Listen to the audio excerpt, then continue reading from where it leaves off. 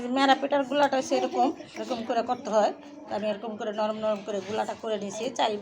চালটা ভাঙাইয়া একটু টাইলা নিতে হয় গুঁড়িটা। আমাদের কুমিল্লার মানুষের অনেক পছন্দের খাবার মেরা পিঠা। তো আমি এটা কী করে বানাবো আপনাদের সাথে সম্পূর্ণটাই শেয়ার করতেছি, না টেনে দেখতে থাকবো। পিঠার সাইজগুলো এই সাইজেই বানাবো অন্য পিঠাগুলো। এই পিঠা আপনারা যেরকম মন চায় এরকম নকশি করতে পারবেন। এটা হলো সিঙ্গারা, এগুলোতে বানাবো শিং। এটা লাগবে 3টা, তো আমি 3টা তৈরি করে নিই। এখানে এগুলো আরেকটা দেখেন, যে কোনো ডিজাইন আপনারা করতে পারেন, যেরকম মন চায় ওরকম ডিজাইনই করে নেবেন। এখন কতগুলো গুল্লা গুল্লা বানিয়ে নিব। আমার কি সমস্যা দেখবি?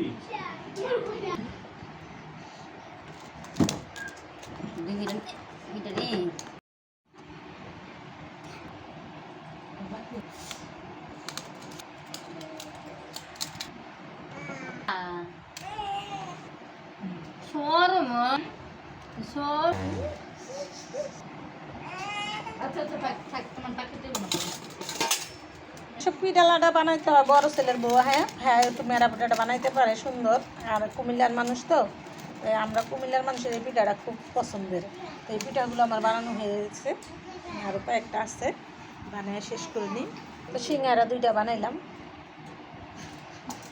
আর কিছু নাতি নাতকুর থাকলে সব পদেই পিঠা বানাইতে হয়। দেখেন পাতিল বানাইছে, তো এই আমার নাতিনের জন্য। ওরা আবার চলে যাবো, তো কয়েকটা পিঠা বানাইলাম। ওর নানির বাড়িতে যাই খাই না এইবার, তার জন্য আমারই বানাইতে হইলো। আমি ওটা পিঠা বানিয়ে নিলাম আর আপনাদের সাথে শেয়ার করলাম, না টেনে দেখতে থাকুন।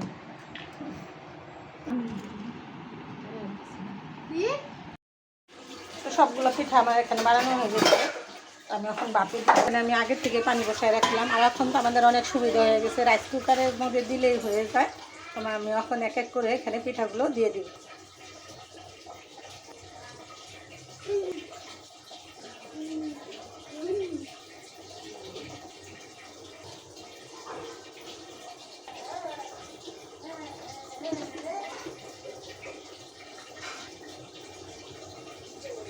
পানিগুলো কিন্তু ভালোভাবে ফুটে আসছে বা ফুটে গেছে। আমি এখন ঢেকে দিব, সম্পূর্ণ পিঠাগুলো দিয়ে ঢেকে দিব।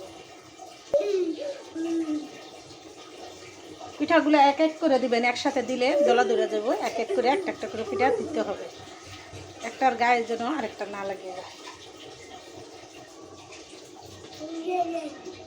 পুরা দমে গাছ এসে গেছে।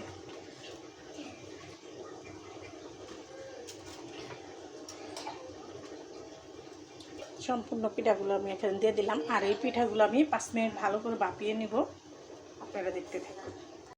ফিরে আসলাম 10 মিনিট পর। আমার পিঠাগুলো কিন্তু এখানে বাপানো হয়ে গেছে। আমরা তো ছোটো সময় কাঠ করে নিয়ে বসে থাকতাম পিঠা খাওয়ার জন্য, অখনের পোলাপাইনে এইসব পিঠা দেখলে হাসে। তো আমি আপনাদের সাথে শেয়ার করলাম কি করে পিঠাগুলো বানালাম। সম্পূর্ণ ভিডিওটা আপনারা না টেনে দেখবেন। আর এরকম সুস্বাদু মেরা পিঠা একবার হলেও বানিয়ে খেয়ে দেখবেন। আর নতুন নতুন ভিডিও পেতে সাথেই থাকবেন।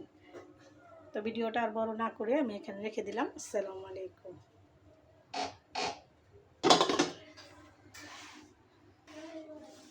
পিঠাগুলো ফুটে দিই,